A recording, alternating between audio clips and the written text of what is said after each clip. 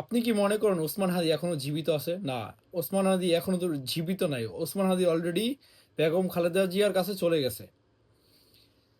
বেগম খালেদা জিয়া এবং ওসমান হাদি দুজনই এখন অলরেডি মারা গেছে। এদেরকে কৃত্রিমভাবে বাঁচিয়ে রাখা হয়েছে জাস্ট খালি তাদের লাইফ সাপোর্ট দিয়ে কৃত্রিমভাবে বাঁচিয়ে রাখা। যারা কখনো বেঁচে আসার সম্ভাবনা নাই। ডাক্তার অলরেডি সিগন্যাল দিয়ে দিয়েছে।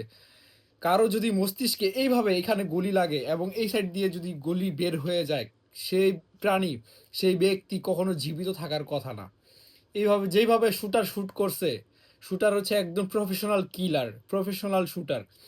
সো সে কখনো জীবিত নাই। এখন শুধু জাস্ট আমাদের দেশের নোংরা রাজনীতির কারণে এইভাবে তাকে সাজানো হয়েছে যে উনি এখনো জীবিত আছে। আমাদের দেশে এই নোংরা রাজনীতি কবে যে বন্ধ হবে তা আল্লাহ মাহবুদ জানে।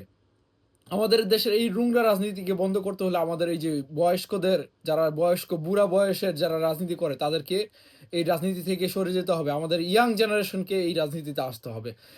ইয়াং জেনারেশনকে লিডারশিপ হিসেবে, ইয়াং জেনারেশন আমাদেরকে এই সামনের লিডারশিপ হিসেবে আহ, হাল ধরতে হবে। ওসমান হাদির মতো এরকম অনেক হাদি এখন জন্ম নিবে।